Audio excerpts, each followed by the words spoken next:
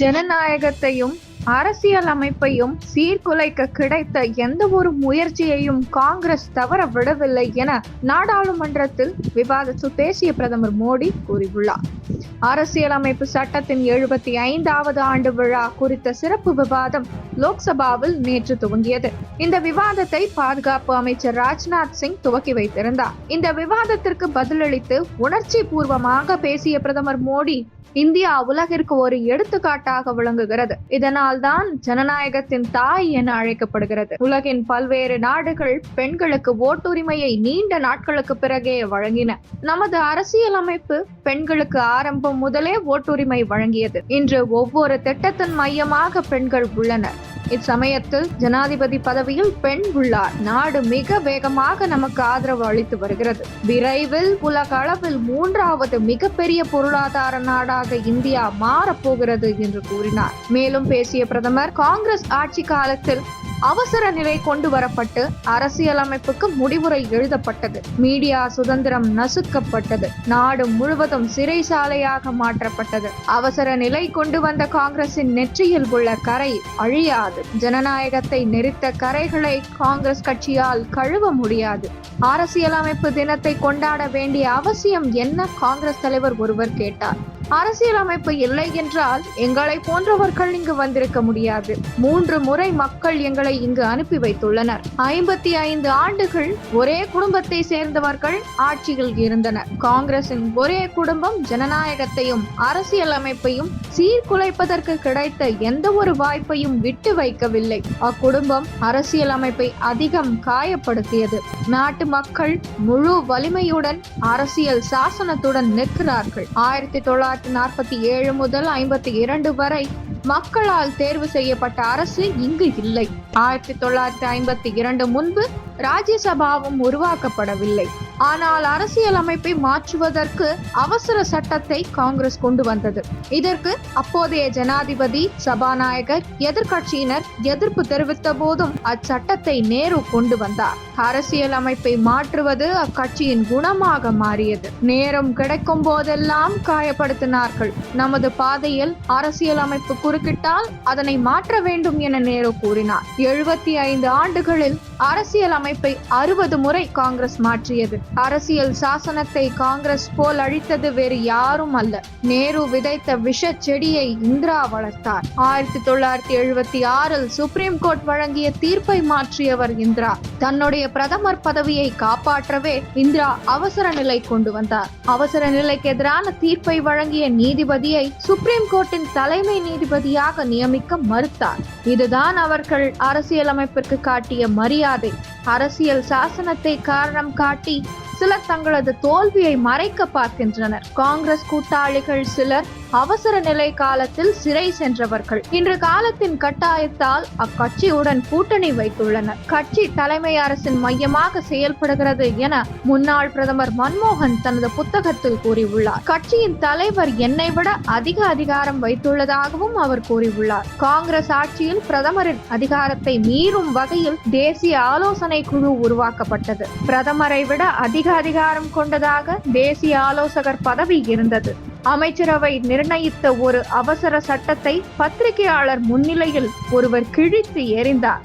இடஒதுக்கீட்டுக்கு எதிர்ப்பு தெரிவித்து கடிதம் எழுதியவர் முன்னாள் பிரதமர் நேரு.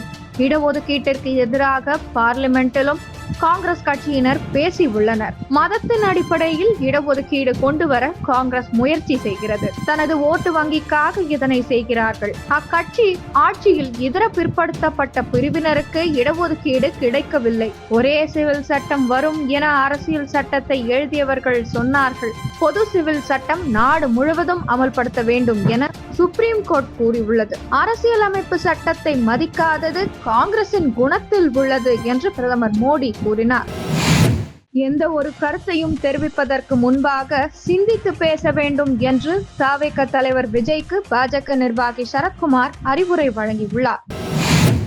அர்ப்பணிப்புடன் தயாராகும் ஒவ்வொருவரும் சிவில் சர்வீஸ் தேர்வில் வெற்றி பெற முடியும் என்று சென்னையில் தினமலர் நாளிதழ் சார்பில் நடந்த நிகழ்ச்சியில் மாணவர்களுக்கு முன்னாள் IPS அதிகாரியும் தமிழக பாஜகவின் தற்போதைய தலைவருமான அண்ணாமலை ஊக்கம் அளித்துள்ளார். தமிழக காங்கிரஸ் முன்னாள் தலைவரும் ஈரோடு கிழக்கு தொகுதி எம்எல்ஏவுமான 75 வயதான இளங்கோவன் உடல்நலக் குறைவால் கடந்த ஒரு மாதமாக மருத்துவமனையில் அனுமதிக்கப்பட்டு அவதிப்பட்டு வந்த நிலையில் பல்வேறு தேர்ந்த மருத்துவர்களால் உயர் ரக நவீன சிகிச்சை அளித்தும் பலனேதுமின்றி நேற்று காலை காலமானார். இந்நிலையில் அவரது மறைவு குறித்த இரங்கல் செய்திக்கு அதிக சிரிப்பு ஸ்மைலியும் ஈரோடு தொகுதி மக்களுக்கு கண்ணா லட்டு திங்க ஆசையா என்ற ரீதியில் ஜாக்பாட் அடித்துள்ளதாகவும் இடைத்தேர்தலில் மீண்டும் 250 கோடி ரூபாய் அளவிற்கு கட்சிகள் செலவழிப்பதுடன் கொலுசு, புடவை, சரக்கு மற்றும் பிரியாணி கிடைக்கும் எனவும் கூறி நெட்டிசன்கள் கலாய்த்து வருகின்றனர். கோவை மாவட்டம் வெள்ளியங்கிரி மலையடிவாரத்தில் ஈஷா யோகா மையம் உள்ளது. ஈஷா அறக்கட்டளை நிறுவனர் சத்குருவால் இம்மையம் ஏற்படுத்தப்பட்டது. அமெரிக்காவில் உள்ள ஈஷா மையத்திற்கு கடந்த மே மாதம் சத்குரு சென்றிருந்தார். அங்கு பல்வேறு நிகழ்ச்சிகளில் பங்கேற்ற அவர் நேற்று தமிழகம் திரும்பிய நிலையில் அவருக்கு உற்சாக வரவேற்பு அளிக்கப்பட்டது. கோவை விமான நிலையத்தில் அவருக்கு ஆயிரக்கணக்கான மக்கள் உற்சாக வரவேற்பு அளித்தனர். தொடர்ந்து தன்னார்வலர்கள், தொண்டாமுத்தூர் மக்கள் என பல ஆயிரம் பேர் விமான நிலையத்திலிருந்து ஈஷா யோகா மையம் வரை சாலையின் இருபுறமும் நின்று சத்குருவுக்கு வரவேற்பு கொடுத்தனர். பாஜக மூத்த தலைவரும் முன்னாள் துணை பிரதமருமான எல்.கே. அத்வானிக்கு இன்று உடல்நலக் குறைவு ஏற்பட்டது. அவர் டெல்லி அப்போலோ மருத்துவமனையில் அனுமதிக்கப்பட்டுள்ளார். அங்கு அவருக்கு சிகிச்சை அளிக்கப்பட்டு வருகிறது. தற்போது அவரது உடல்நிலை சீராக உள்ளதாகவும் தொடர்ந்து டாக்டர்கள் கண்காணித்து வருவதாகவும் மருத்துவமனை வட்டாரங்கள் தெரிவிக்கின்றன. சில தினங்களுக்கு முன்பு அமைச்சரவை ஒப்புதல் பெற்ற நிலையில் ஒரே நாடு ஒரே தேர்தல் மசோதா டிசம்பர் 16ஆம் தேதி வரும் திங்கட்கிழமை நாளை மக்களவையில் தாக்கல் செய்ய உள்ளதாகவும் மத்திய சட்டத்துறை அமைச்சர் அர்ஜுன் ராம் மேக்வால் மசோதாவை தாக்கல் செய்வார் எனவும் தகவல் வெளியாகியுள்ளது. டில்லியில் வரும் 2025ஆம் ஆண்டு சட்டசபை தேர்தல் நடைபெற உள்ளது.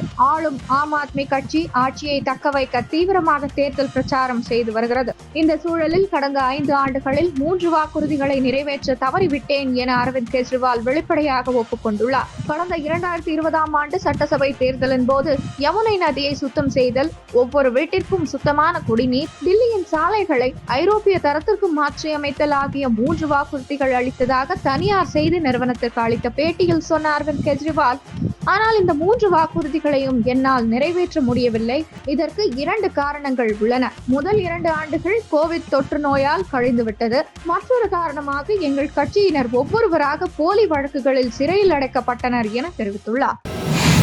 வேளாண் பொருட்களுக்கு குறைந்தபட்ச ஆதரவு விலைக்கு சட்டப்பூர்வ உத்தரவாதம், விவசாய கடன் தள்ளுபடி, விவசாயிகளுக்கு ஓய்வூதியம் உள்ளிட்ட கோரிக்கைகளை வலியுறுத்தி டில்லியை நோக்கி பஞ்சாப் மற்றும் ஹரியானாவை சேர்ந்த கிளர்ச்சி விவசாயிகள் நேற்று மீண்டும் பேரணியாக செல்ல முயன்றனர். அவர்களை ஹரியானாவில் போலீசார் தடுத்து நிறுத்தினர். இதனால் அப்பகுதியில் பதற்றமான சூழல் நிலவியது.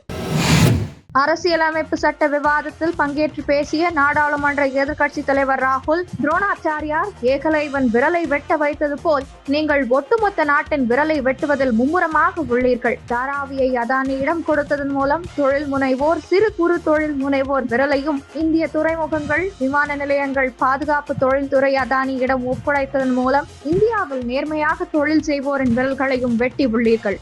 அக்னிவீர் திட்டம், வினாத்தாள் கசிவு மூலம் இந்திய இளைஞர்கள் விரலை வெட்டி உள்ளீர்கள். உரிய விலை கோரும் விவசாயிகளின் விரல்களை வெட்டி அம்பானி, அதானி லாபம் அடைய செய்கிறீர்கள். தலித்கள், ஆதிவாசிகள், பிற்படுத்தப்பட்டவர்கள், விவசாயிகள், தொழிலாளர்களின் விரல்கள் வெட்டப்பட்டதை காட்ட விரும்புகிறோம். இதனால் தான் ஜாதிவாரி கணக்கெடுப்பு வேண்டும் என்கிறோம். இதன் மூலம் புதிய வகையான வளர்ச்சி ஏற்படும். இடஒதுக்கீட்டுக்கு 50% என்ற தடையை அகற்றுவோம். இதற்காக நீங்கள் என்ன வேண்டுமானாலும் சொல்லுங்கள் என்று பேசினார்.